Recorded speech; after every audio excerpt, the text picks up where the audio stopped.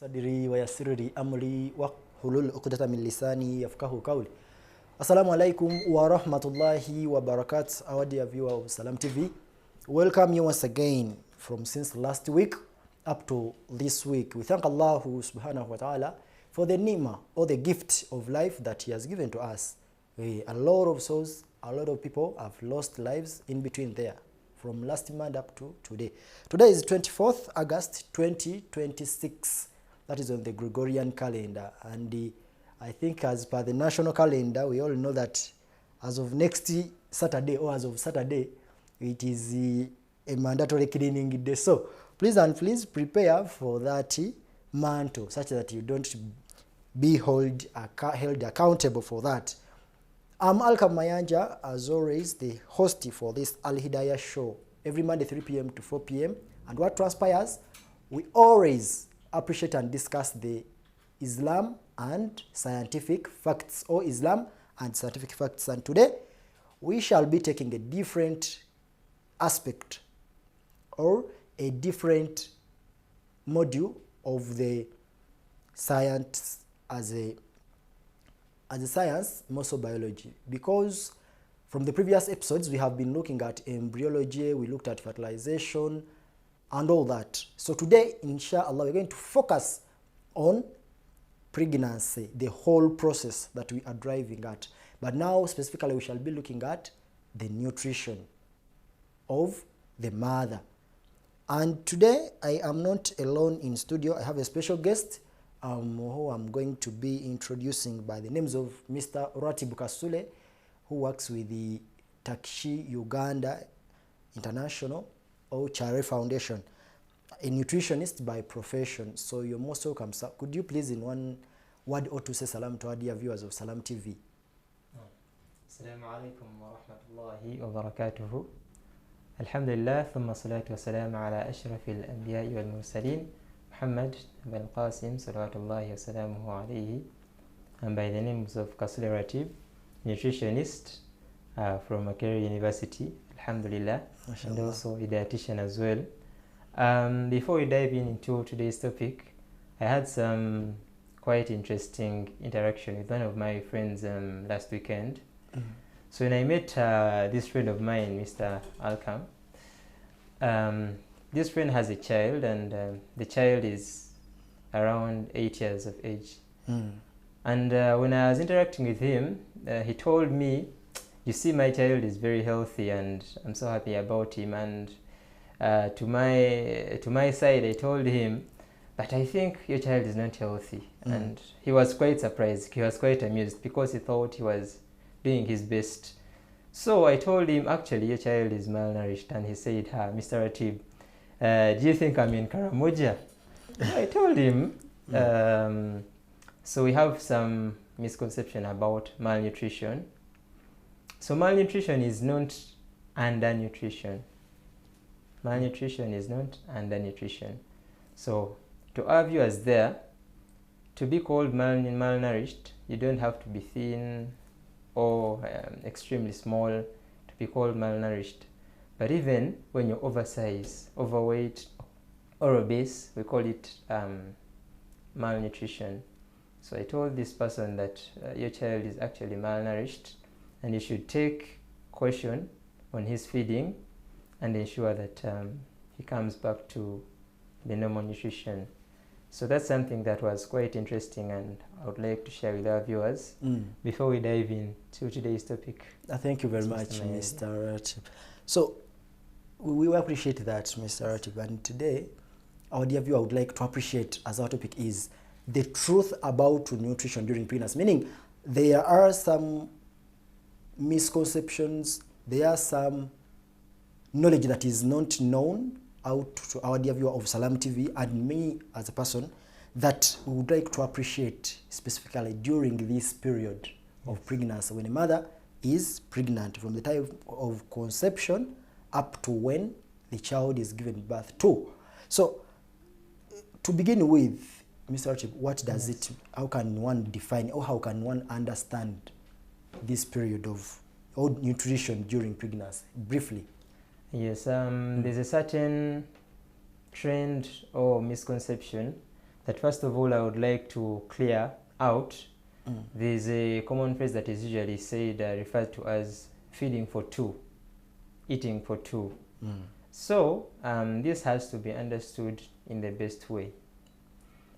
Eating for two, because our mother is expectant and they have a fetus in their womb. So it means they're eating for two, that's correct. But this does not simply mean the mother is going to eat twice the amount of food they've been eating. So I suppose if they've been having a plate of rice, some matoke and fish, they shouldn't double these plates to have 2 plates of food. No.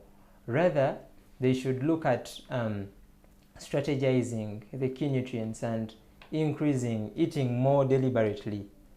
You get me? So that they are able to reach the nutrients that they need as a person, as the mother, and also our fetus. Because we know very well that they feed for themselves and also for the fetus as well.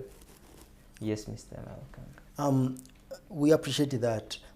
What are these changes? Because we talked about changes and you say that the mother, it is feeding for two, good or true, because it has a fetus. And then you said there are changes that do happen in the mother's womb or the mother's body, because we appreciate he has been feeding as a person, but now he has a parasite inside her.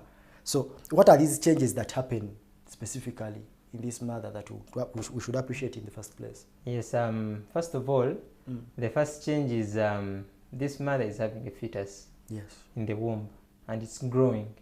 From the first day, the cells keep on increasing to form a fully formed fetus, which grows. So we expect their womb to increase. So we used to say she has a stomach. Yes. So that's the first change, that she's having a womb. So there are going to be some changes that the body does in order to adjust and adapt for the mother to be able to carry this baby. We expect an increase in their weight. We expect an increase in their nutrient stores. So they are going to add some weight. So if a mother is pregnant, we expect this change. So you shouldn't be shocked or be concerned that I think I'm becoming overweight, I think I should stop eating. No, this is a normal change, because most of these changes are coming to facilitate the baby. For instance, an increase in the breast tissue, because we know the mother has to breastfeed this child after birth. So these are all changes that we expect to happen in a mother. So in case a person experiences them, they are normal physiological changes that Allah Azza wa Jalla put forward to see that the mother can be able to sustain the fetus in their womb. Yes, so I think sometime I went to the hospital, but then they said the nutrition status of a pregnant mother is not used. I mean, is not determined from the weight. Yes. I heard they use mark. I mean, why is it like that? Yes, so as nutritionists, we have measures that we take to be able to assess the nutrition status of a normal person. Now, me as Kasule Ratib or Mr. Alkam Mayanja, I will measure your weight. Therefore, I'll use a weighing scale to measure your weight. Supposing you are a certain number of kilograms, I also take your height. So we have an index called biomass index, body mass index. So this shows how much you weigh compared to your height.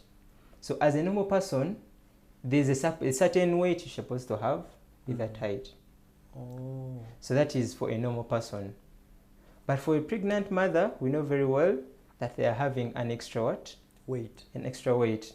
So we are going to use a different indicator, and that is called mid-upper arm circumference. Yes. Is that tape? So when they go to the hospital, they'll put some tape here, then they're told to relax their hand, and then a certain measurement is taken, and that is the equipment that we use to measure their nutrition status and see whether they are well-nourished, undernourished, or overnourished. And then, after getting that information, we can be able to assess that according to these indicators, you're supposed to increase the nutrients you're having. Or what you're having is normal, you should just perhaps moderate, or you're having excess. and we need to perhaps reduce some. You've mentioned about changing or increasing or improving your nutrients. What are some of these nutrients, or what are these nutrients that a mother who is expectant or a mother who is pregnant has to take into caution, actually, to improve or increase in the diet? Okay, now for this mother, there is a certain change that they also experience. Their blood volume increases when they are pregnant. Why? Because we know very well that the food that we eat, after eating the rice, the body does not use rice in its complicated way, but it's going to break down this rice into simpler glucose molecules. So this glucose is carried by our blood. So I think our viewers have heard of something called hemoglobin, something like that. So these are components in blood. We won't go deep into the science, but when a mother is pregnant, their blood volume increases to be able to cater for their needs as well as the baby. So one of the major components that is essential in manufacture of this blood is iron. So this iron is a component of the food that we eat. There are many nutrients that we need as people, but during pregnancy there are some key nutrients that we should pay extra focus on. Now, one of them is iron. When a mother is pregnant, we have already mentioned that she is feeding for two, so it means she needs more blood to cater for these extra nutrition needs, herself and the baby herself. So it means we are going to exceed slightly on the normal iron that we need in the body. So what are some of the foods that we can get this iron from? Yes. The beans that we eat, they are a source of iron. They are very rich in iron. Also dark green vegetables. You could ask yourself now, what are dark green vegetables? Dark green vegetables are vegetables such as nakati, dodo, sukuma wiki, cassava leaves, which are locally known as sombe. So those are all rich sources of iron. Now, the food that we are eating, we have to be very cautious, because when you eat beans but you want iron, there are certain things we are supposed to do to be able to ensure that the body receives the iron.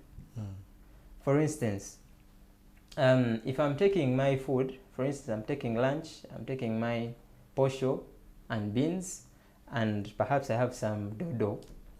It is very important that I get any fruit juice. For instance, I can get orange juice, mango juice, in case you don't like orange as well. Why? Because oranges, sometimes I heard that oranges and pineapple, there is a way they affect people who have peptic ulcers. I don't know. Yes, it is okay. I think we shall talk about it and see how to solve it. So all these are sources of vitamin C. All these fruits, they give us vitamin C.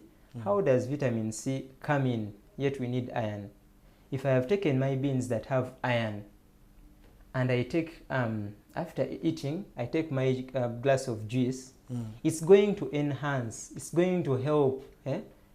So you take it like this is a carrier. It's enhancing the absorption of iron from the beans that I've eaten. So a person that has eaten beans, but they didn't take juice, orange juice or mango juice, they would have less iron than the person who has taken fruit juice. So it means this is like enhancing the absorption. And then the same way we have seen that this fruit juice is helping on the absorption, there are some foods that we can take, and for them they just hinder. You take your beans, you take your meat that is rich in iron, you take your nakati that is rich in iron, and then you have taken something else that is going to reduce absorption. For example, taking a cup of tea. So this tea has certain components that will hinder absorption of what? Of iron. So it means you have taken sufficient iron, you have taken your food that is rich in iron, but then the body has not been able to receive this iron.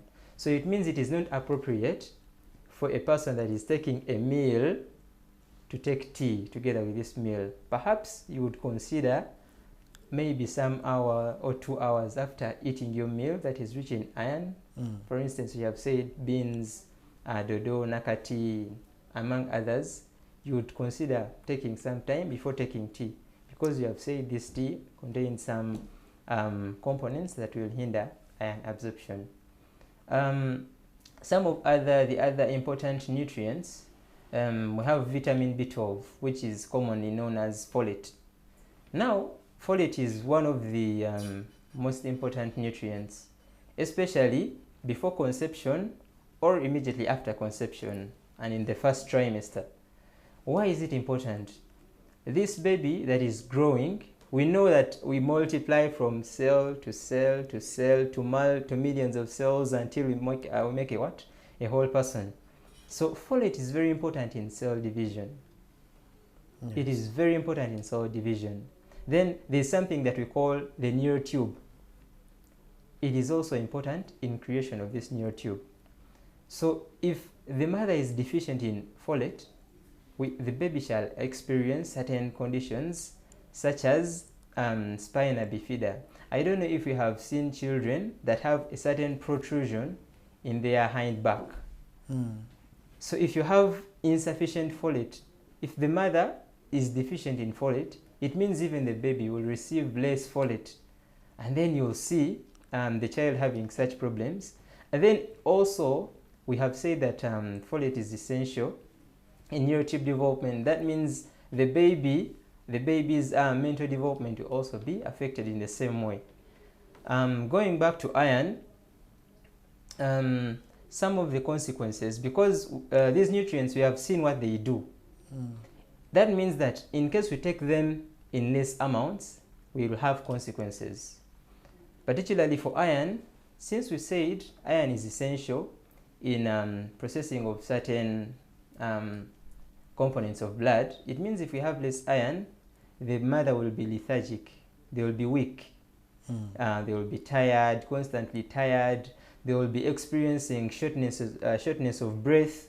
Why? Because the body is responding. Since we are receiving less oxygen, we should increase on the way we breathe so that it receives what? More oxygen. So the mother will have shortness of breaths, rapid and short breaths, so that she can compensate with what? With the other deficiency.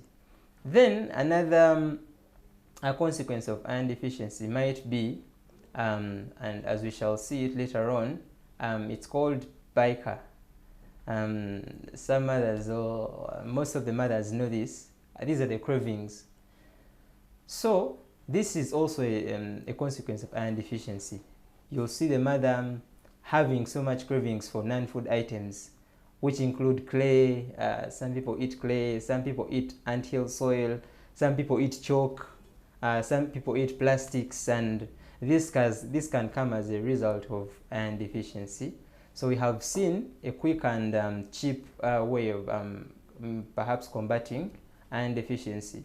So in case it is severe and the mother has extremely low iron levels, this can be confirmed by health personnel, and then in case it is so low, they can give supplements. Then to go to folate also, we have seen the consequences of having less folate by the mother. In case the folate is low, if we are to go for supplements, we should go to a professional person, not simply going to the pharmacy and you order for folate tablets, since you know your neighbor told you that if you're pregnant, you should get folate supplements, you should get iron supplements, you should get this, you should get this. These are rumors that might affect us as well as the baby, because however much we need these nutrients, but there's a certain amount of nutrients we need for the body to be in balance. So in case we are to use these supplements, we should seek professional advice, people that are really trained. They tell you how much you're going to be using, in what way, after a meal or before a meal. So that is really important. Some of the other nutrients that are important, basically the proteins. Now the proteins, when we were growing in primary, they used to tell us these are bodybuilding foods. And of course, if you hear bodybuilding foods, the mother is being she needs more energy stores, so that means she needs more of these proteins. And as well, the baby is building new tissue, so it means we need to also have enough proteins on our meal. Some other nutrients, important nutrients, we also have calcium as well as vitamin D. So there's a reason as to why I've mentioned the two together. Calcium and vitamin D, they reinforce each other. The body can the body might not be able to use calcium in case it doesn't have vitamin D. Okay, and these are all important and very key in the development of the baby's tissues, such as the teeth, the bones. So if a child has less of these nutrients, you would expect the child to have fragile bones, rickets. I think we have seen such conditions. So some of the rich sources of calcium is milk, the normal milk that we take. It's a very rich source of calcium. And then the vitamin D, we could Allah give it to us naturally. The morning sunlight, that morning sun, there is a way it induces the skin. That is very it's very interesting, quite interesting. The sun induces the skin to synthesize this vitamin D. So when you have the vitamin D and the calcium, the body can be able to make our bones strong. The bones include the teeth, the long bones, the hands, the legs, among others. So those are some of the important nutrients that we should really pay keen attention to when a mother is pregnant. Having insufficient will cause some consequences as we've seen, and then having excess is also not good. So that means if we are to look out for supplements, it should be under strictly prescription only. Yes, Mr. Alcam. Thank you very much, sir, about those nutrients, and I really appreciate. But there's a moment when you talked about vitamin A. I don't know, what are some of the major sources of vitamin A, and how different is it with these other vitamins that you talked about? Yes, so now about vitamin A. Vitamin A is very good for the body, and the body needs vitamin A. But at this particular stage, we do not need a lot of vitamin A. We need so that means we would even pay attention to foods that are high in vitamin A. We minimize them, especially during the last trimesters. Foods such as liver, you should look out to minimizing such foods. We need vitamin A, but we don't need it in much quantities, because if we take a lot of vitamin A, the child might have malformations. By malformations, I mean, I think you've seen children that have ears that are not properly formed. Yes, it is true. It is as a consequence of the child having a lot of preformed vitamin A. Oh, that is during the last trimesters. Yes, during the last trimesters. So still we need this liver, but as I said, we would opt for less rich sources of vitamin A. Yes, so you would minimize foods that are rich in vitamin A, like I said, like the liver. Since you would cause certain conditions to this child that is growing in your womb.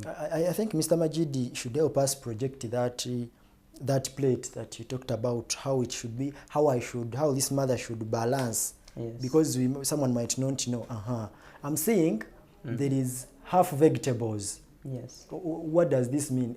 I'm going to take a whole plate, half of a plate full of vegetables. So now this plate, as you can see it, when you see half vegetables, then a quarter carbohydrates, then a quarter proteins. Allah. That's how it looks. And then there's a glass of water on the other side. This is very good for the mother. Why? These vegetables, some of them have the nutrients that we are looking out for here. As you can see, our dark green vegetables there, they are very rich in iron. The nakati-like things. Very rich in folate. They are very rich in fiber. And fiber is one of the most important nutrients now. Then I can see some avocado. And the avocado, as you can see, it is very rich in essential oils. Now these ones are very important on the brain of the child. Oh. Yes, because we need a child that is very mentally alert, a child that is bright. So you'd think of some unsaturated something fats. that is interesting. I'm looking at a quarter of starch. How can one maintain this? Because for us in our normal setting, someone cannot eat a quarter of starch. Because I know starch is, you say there's some posho, the sweet potato. Now, someone gets a whole plate of rice. And now, that is as it. we said, this mother, their appetite is quite low. It is quite low. Because we see there are even certain conditions known as morning sickness, especially during the first trimesters. Their appetite is quite low. Oh. They don't, they have nausea, that feeling of maybe someone wanting to throw up or vomiting. Yes. Some even vomit. So it means their appetite is quite low. So we limit their meals. They have small but rather frequent meals. Okay. So you'll find out that we can distribute these meals in 6. We say, let the mother have breakfast. Let me say if she has had an egg with soya porridge, then we will give her a snack, like after 1 hour or 2 hours. But for this snack, we shall opt for something that the mother wants, that she can tolerate. Because we said this mother is already irritable. She's very irritable. She can easily, she's displeased by many foods, strong scents, strong odors, certain foods. So we would prefer foods that she can tolerate, foods that she likes. If she likes red apples, you would give her an apple as a snack, because we know in this snack she will get the nutrients she needs, she will feel satisfied, and then she'll get other advantages such as the fiber that will help her have smooth digestion. You get? Yes. So it is very important. Then we'll have the lunch, but the lunch we won't have a huge plate. We shall balance a quarter carbohydrates, a quarter proteins, then half of it vegetables. But we said it's not a lot, as even though it looks like a lot. What we are avoiding, if the mother has a lot of carbohydrate, very little vegetables, she might have some difficulties passing out this stool. Because vegetables, they're rich in fiber, so they increase the gut motility, the digestive system. It moves very smoothly. If she has enough vegetables, their gut will move smoothly. So they won't have challenges when they go there in the toilets. Thank you very much, Mr. Ratiba. I think we're going to stop at that. Immediately after a short break, we are going to begin from that. Our dear viewer who has just joined us should appreciate that we are looking at the truth, nutrition, or about the nutrition during pregnancy. And this is the Alhidaayah show, where we do appreciate Islam and science every Monday, 3 p.m. to 4 p.m. We are going in for a short break. We pick up from there. Assalamu alaikum wa rahmatullahi wa barakatuh. Yes, Salam TV. You've been searching long enough. This isn't just any other platform. This is a place where every turn leads to something exciting. There are thousands of action movies on Afro Action,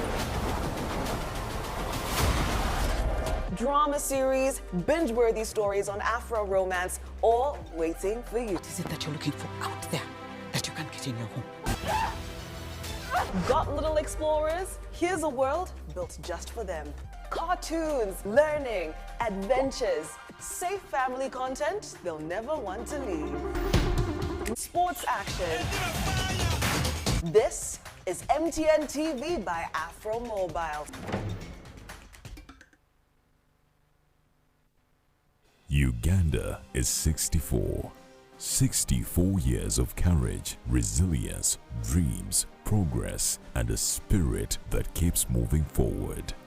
This independence season, Next Media puts Uganda front and center, celebrating our people, our culture, our places, and the stories that make us proud. With a reach of up to 60 million people across the region, We put that reach behind Uganda's story. From television and radio to digital and live independence experiences, we bring Uganda closer to you. And your brand can own this national moment through unique, tailor-made solutions designed for visibility, engagement, and impact. Call 0761 001 890 today. Be part of Uganda at 64. Billions are invested, promises are made, projects are launched. But what happens after the ribbon is cut? Are public fans delivering results? Are communities seeing the impact? Every Sunday, NBS Television follows the money, audits the promises, and examines the projects shaping Uganda with facts, evidence, and voices from the ground. Fixing Uganda, auditing progress, demanding accountability. Every Sunday, only on NBS Television. Eno ye Salam TV. Assalamu alaikum wa rahmatullahi wa barakatuh. Our dear viewer of Salam TV, we'll be back from that very short water break. Yeah, we had to take a water break.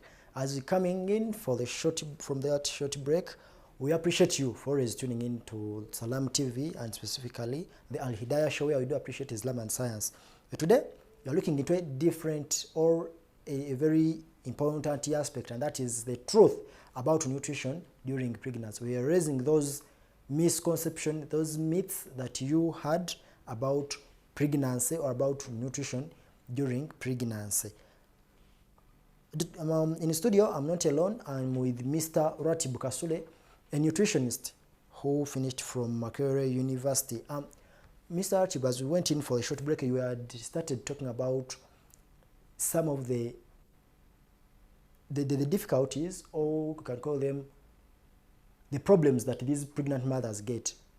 And you talked about morning sickness, more light about this morning sickness, and then these other aspects. Yes, so morning sickness, even though it is called morning sickness, I would like our dear viewers to appreciate that it can happen at any time of the day. Oh. It's rather the name that is popularly known to this problem. And we saw that a mother experiences nausea with or without vomiting. What is the main cause of the morning sickness? Remember, when a woman is pregnant, there are certain hormonal changes in their body. Yes. For instance, the common test for pregnancy is the HCG test. For one to know that I'm pregnant or I'm not. Yes. So when the HCG and estrogen, when they increase in the body, they tend to cause this feeling of nausea or wanting to vomit. And some of the triggers, other triggers can be having an empty stomach.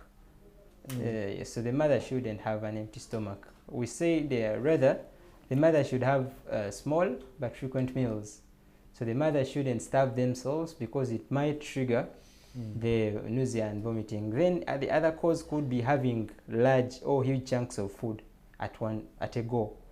So we, as the mother, we should try to have these small meals that are balanced. A meal that is small but it has most of the nutrients that we want, as we said. So having a large portion of food can also trigger this nausea or feeling of wanting to vomit or throw up. Some of these mothers, they normally experience heartburn. What really causes heartburn?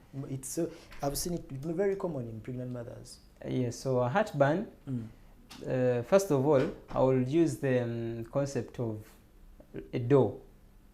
So a door opens and locks a certain place. Yes. So even us in the body, this esophagus or the throat, let me call it the throat, when you swallow food from the mouth, there's a certain gate between the esophagus and the stomach that prevents food from coming back from the stomach back to the mouth.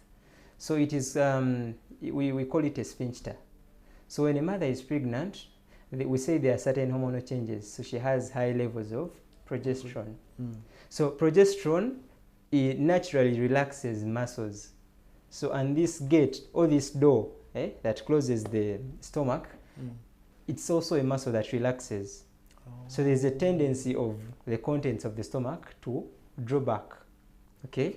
Then also the fact that this growing fetus exerts pressure on these abdominal organs, so it also reinforces, like it also increases on the pressure. So some of the key, some of the ways that we can prevent this, if a person has just taken food, it wouldn't be nice them lying down immediately or eating while sleeping, because you're also adding on gravitational force. And then you would also think of eating smaller foods so that the stomach is not so full. That could help us solve that problem of heartburn. Yes, because it's so uncomfortable. Yes. What about constipation? Yes, also constipation, as we had said, the progesterone, it is relaxing the what? The muscles. Even this digestive system, most of these organs are muscles. Normally, they contract and relax. Yes. When they contract and relax, the food moves swiftly up to the what? Up to the rectum, and it's released as stool. So when a mother is pregnant, she has more progesterone. So the muscles are relaxed. So the food takes longer to exit our digestive system. And the longer this food stays in the system, more water is drawn from it. So we're expecting the stool to become more tough. Right? Yes, to become harder. So therefore we would experience constipation. So some of the practical ways of maybe mitigating this, taking, that's the same reason as to why you asked, why is this plate having half vegetables? This half of vegetables, we said it's like a mechanism that is increasing the motion of this food. Then also hydrating. You should take enough water. What is recommended? What could be the recommended amount? Initially we take six glasses, but we increase them to 8 for this pregnant woman. So you should take this. You might not take it as plain water. You might make juice, because you will find one that doesn't like water. So they can take it as juice. They can take it in form of maybe a protein shake. Yes, that's also possible. You find ways of modifying these fluids so that you can hydrate properly at your convenience. There is some condition that you talked about briefly, but I would like to appreciate it better with my audio viewers of Salam TV. I've seen pregnant women who actually do take soil. Yes. From someone says, I'm craving soil, but specifically from the toilet. Someone is craving soil specifically from some very dirty places that you can't even imagine. Yes. What is this condition, and actually what causes it or goes for it? Yes, actually I had hinted it shortly. So this condition is known as pica. So the main cause is iron deficiency. As we said, remember the iron requirements of a pregnant mother drastically increase. So a pregnant mother needs much iron. So this is like a way a body communicates that we need iron. So this pica, there are different items, because you will find someone who wants clay. For us, the people who teach, they might eat chalk. You find someone eating chalk. So I would think that in case you see such a thing, perhaps first correct the iron deficiency.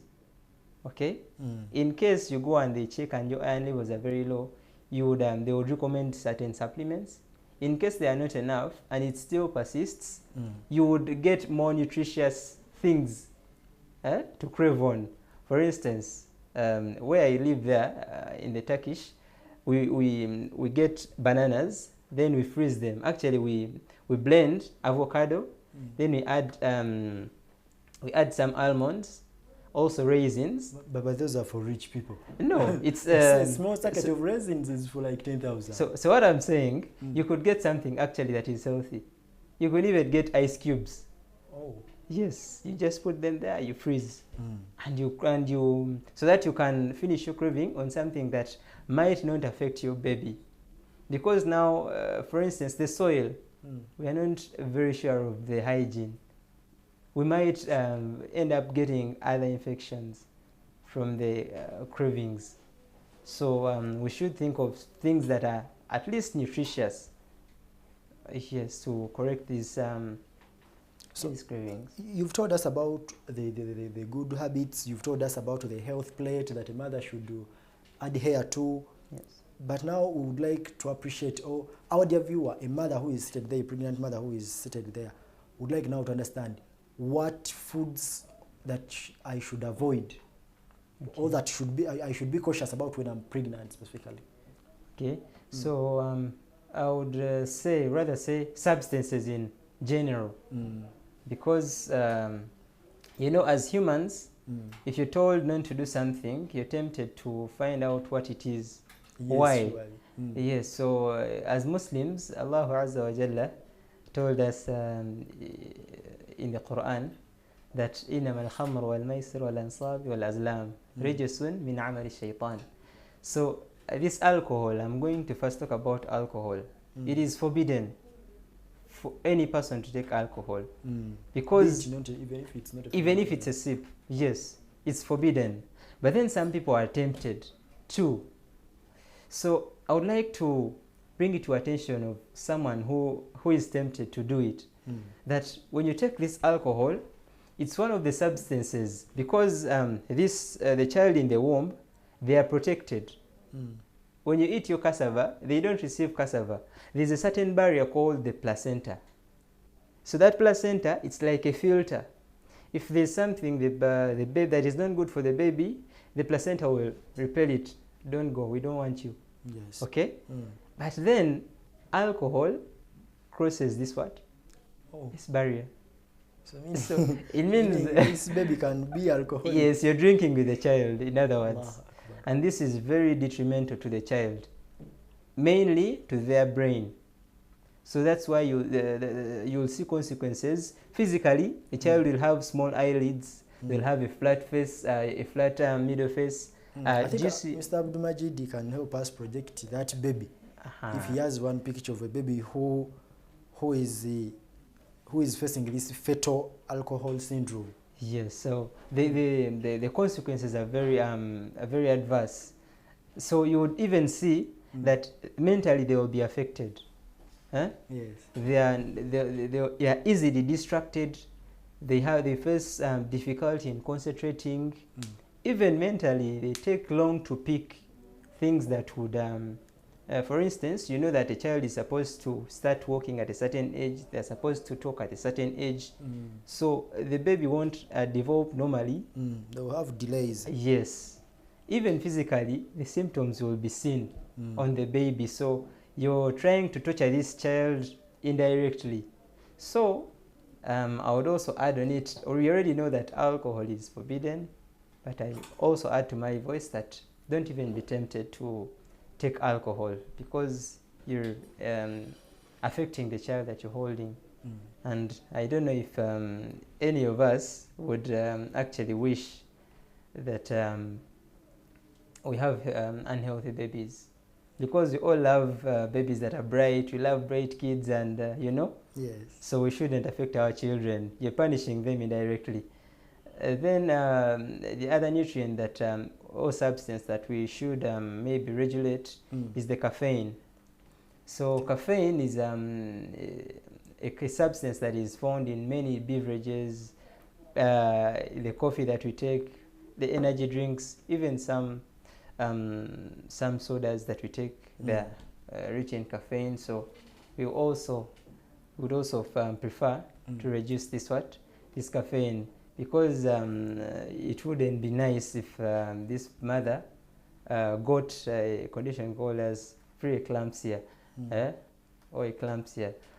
So this is high blood pressure that is experienced by the mother during their pregnancy. So caffeine can be a trigger for such. Yes. Yes, so we should also limit caffeine. Those are some of the key foods. Also to add on the liver, especially during the last trimester, because we said it is rich in preformed vitamin A, and we said it might cause a certain condition to the child, having malformed ears, ears that that are rolled in. It's not the only cause, but it's one of the of the causes of this condition. So it would be prudent to a mother to opt for different foods. If you really like these foods, you can, 9 months are not so much to wait to resume taking your foods that are convenient to you, perhaps. Yes. A final call to action from a nutrition, you as a nutritionist, well, what would you advise to our dear parent, or more specifically our mother who is pregnant? What is your last call to action?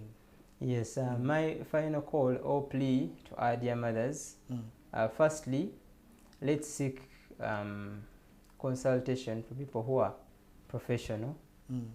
Yes, don't become your own dietitian. Don't do things from hearsay that I had so and so did this, so I also should do this. Meaning it should be a person-centered nutrition plan. We all have different nutrition needs. I might be underweight, and the doctor told me to take a certain food because of that condition. To add weight. Then I'm also telling you, no, if you're pregnant, please take this. No, it's not appropriate.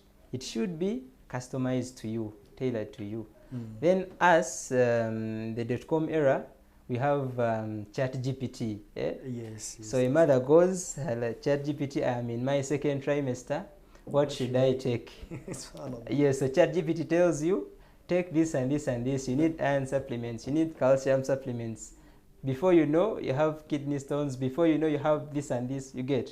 So let's be very cautious. Let's seek advice. Because this prompt you're putting in this AI, the AI doesn't know there are these other details. Doesn't know your blood pressure. Yes. Doesn't know your hypertension status. I mean, it doesn't Your know whether age, you're diabetic. your doesn't height. know your BMI. I mean. Yes. But you're asking a very plain question like that. Exactly. So it can help you to a certain extent, but then I think it would be better for now the profession to just as you remind us here and there. yes. But not to ask the end users. Yes, exactly. So let's have our healthy plate, as I have said. Let's not skip the meals, trying to avoid this extra weight that we have, because it's important for the child that we are growing. Let's have our healthy plate, a quarter carbohydrate, a quarter protein, half vegetables. Let's hydrate better. Let's hydrate better. And then lastly and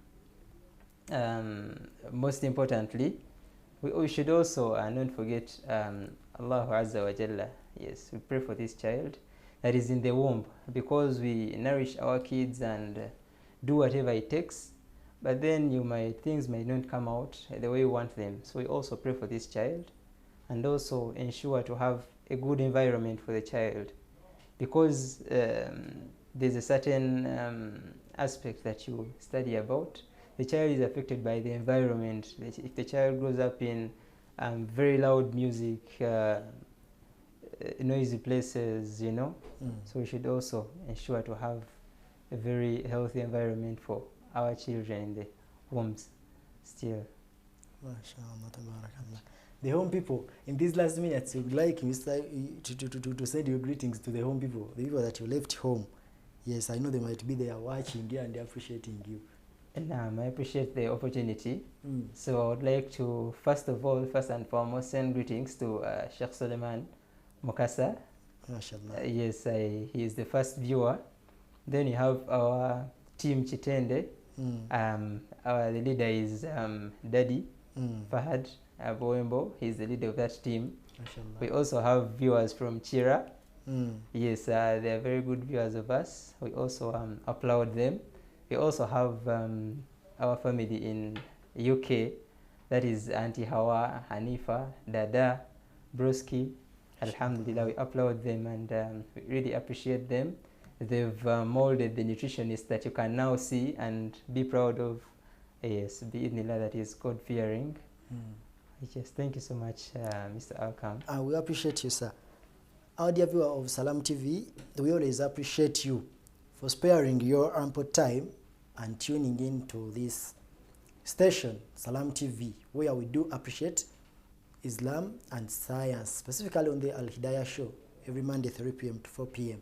We thank Allah for this gift of the Salam TV and also the gift of life and also the gift of knowledge that we are able to come here and share with you, our dear viewers who take time, get a pen. These things of science, they require you to use your brain.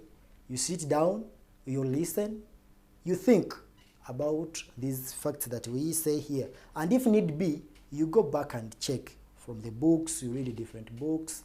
So we really appreciate you, Mr. Raymond Kasule. You always send me here messages that you appreciate this show. So it is not only even for Muslims, but any other viewer of Salam TV. We really appreciate you for your time that you give in. We pray that the Almighty guides you, and may Allah give us life, all of us. We might not proceed from here, apart from before we close, I would like to congratulate Ajat Kudra Shimba, yes, the chairperson of Women's Council, Wakiso District. One of the strong ladies Islam has blessed with us. So we congratulate you, Hajat, upon that blessing, and we pray that Allah elevates you in more and more ladders bidin He Tabaraka wa Ta'ala. We're not going to proceed from here. We meet next time bidin He Tabaraka wa Ta'ala. I remain Al Kamanja, the host for this show. Assalamu alaikum wa rahmatullahi wa barakatuh.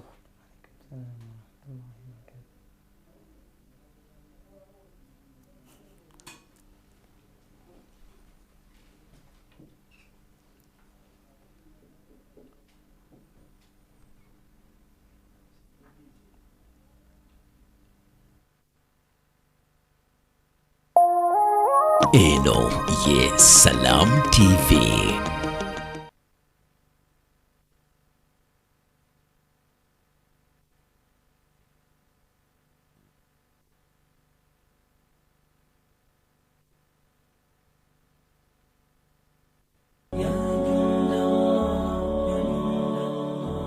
Entambuza ya Daawa tugyongeddemu ebisoko n'ebinnonogo mu budde obunyovu ku muzikiti gwo wennyini mu kitundu kyo.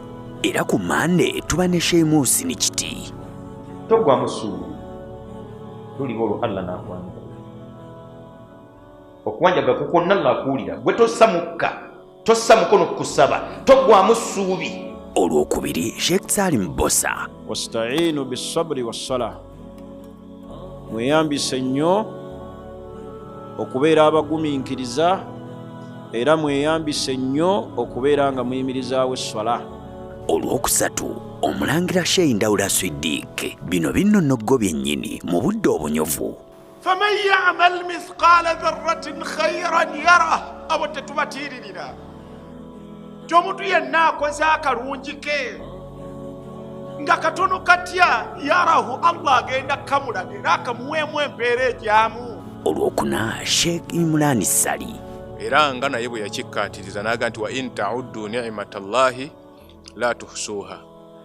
Ne bw'otandika kubala ebyengera Allah byakuwadde tosobola kubikomekkereza. Tumwebaza Allah.